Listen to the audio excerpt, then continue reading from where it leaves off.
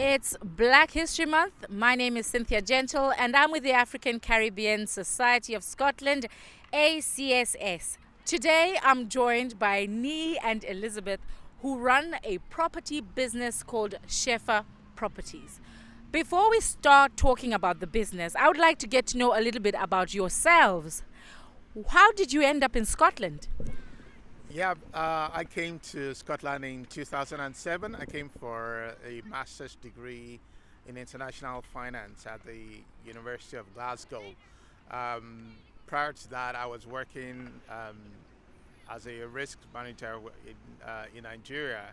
I'd worked with a couple of banks before coming here, and in my desire for a global banking career, I decided to come for a master's here in international finance. Fantastic. And yourself, Elizabeth, how did you end up in Scotland? Uh, him.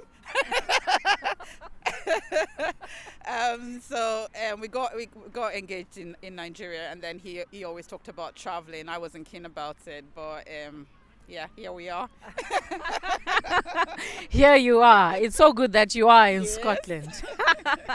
So tell me a bit about how did you get into the property business? Thinking 2017, that was 10 years after my master's degree.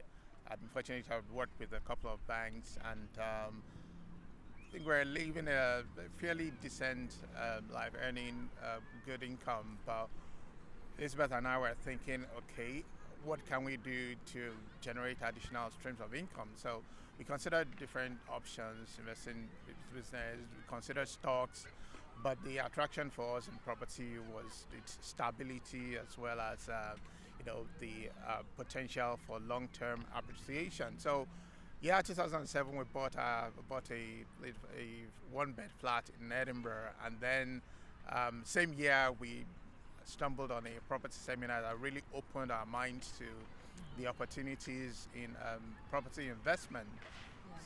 And then in 2018, my contract was coming to an end, and we just saw it as an opportunity to create Shepa Properties.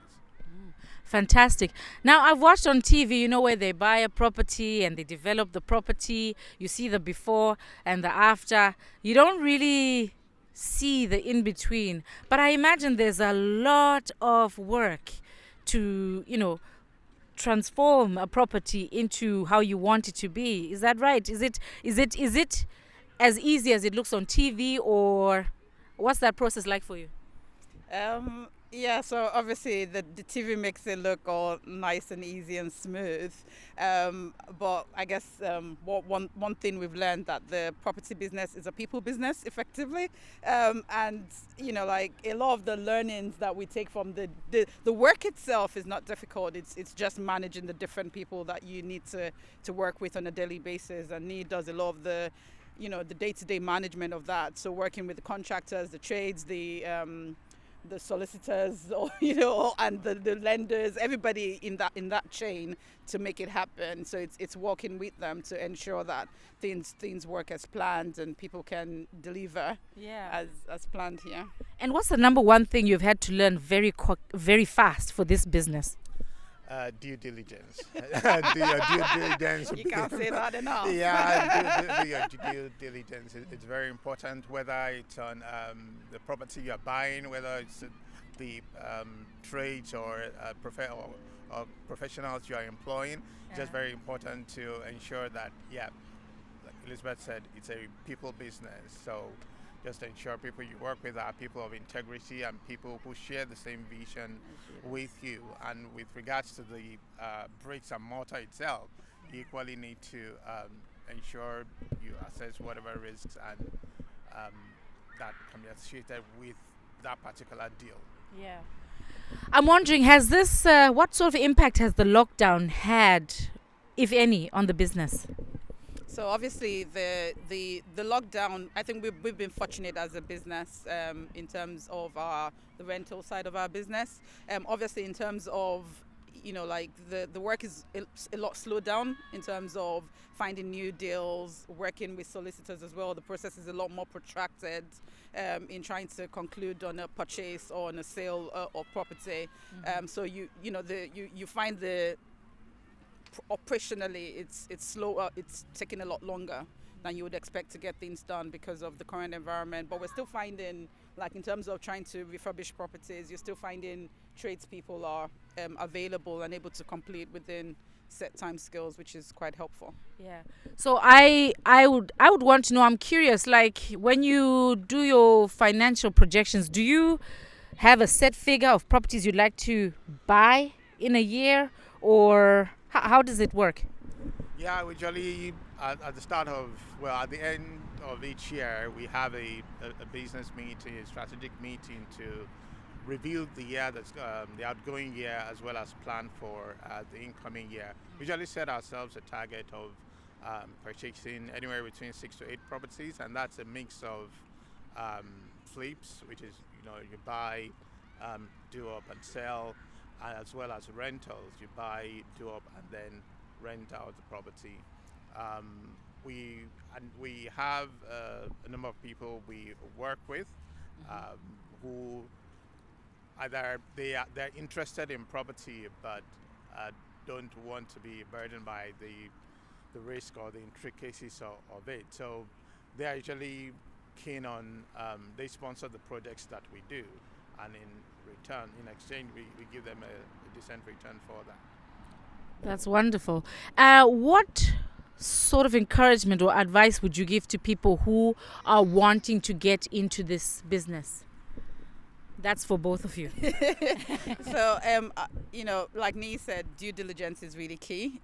One thing with property, I think in the way where property business is different to a couple of other businesses is the fact that it's quite a capital intensive business. So it's just ensuring you do your due diligence to ensure that you know the property you're buying, you know the back end, what you're trying to get out of that property, and then also obviously the people that you would need to work with to make that vision come to life, that you have them all understood and bought into your vision and your projections all line up.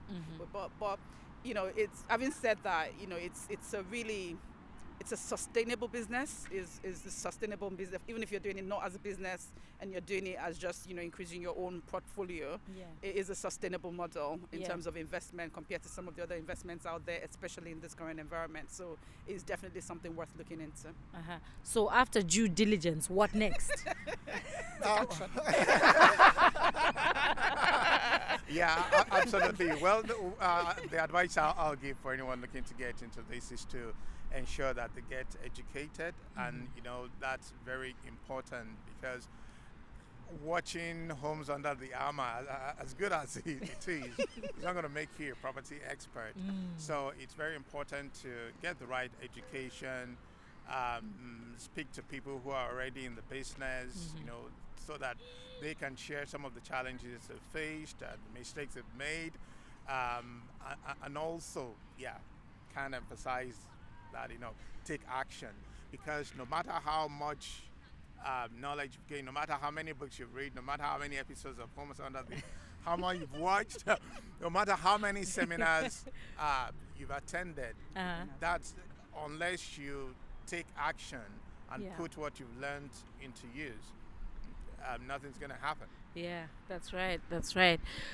That's really good to know. And I hope people are paying attention to this. No matter how many episodes you watch of Homes Under the Hammer, there's work needed. And, when you're not working, what else do you guys do? A core part of our lives, apart from, of course, our 2 children who we devote a lot of our time to, a lot of our time outside of work. We, Elizabeth and I and a couple of friends, we are members of a charity called MFHP, which is Made for His Praise, an Edinburgh-based group that focuses on using music as a way of reaching people to create hope and encouragement, really. And we actually take this opportunity to plug an event we have coming up, our H-Not party, Okay. coming up on the 31st of October. It's going to be live on Facebook, and that's at 7:30 p.m. It's going to be amazing. So we dedicate a lot of time to preparing for the programs, shooting the videos, and all. And for me, I'm very, very passionate about music. So I play a musical instrument. So that's what I spend my time on. And also just giving time to encouraging people, either those who call asking questions about property investment, Yeah. or they are looking to buy a property, and just sharing a bit of my experience. Yeah. It's so funny. You know, some people wait to get the plug. Some people just jump right in there. So your musical event is happening on what date? On the 31st, Saturday, the 31st of October. And where can people join in? Yeah, so they can go to our Facebook page, MFHP, or they can also connect with us on Instagram or on YouTube. Search for at MFHP UK. Okay. It's at 7:30. All right. Starts at 7:30. Okay, we'll put the links for everybody. MFHP 7:30 on the 31st of October. And if H-Not party. it's a H-Not party. all right. So, if you're wanting some musical entertainment that you can be part of, tune in onto that event. We'll put the link on this page for you. But if you're also thinking about getting into property, if you want to speak to people with experience, then these are the people to speak to, Niyi and Elizabeth. Thank you so much for coming today. Thanks, Cynthia. Thank you. Thank you.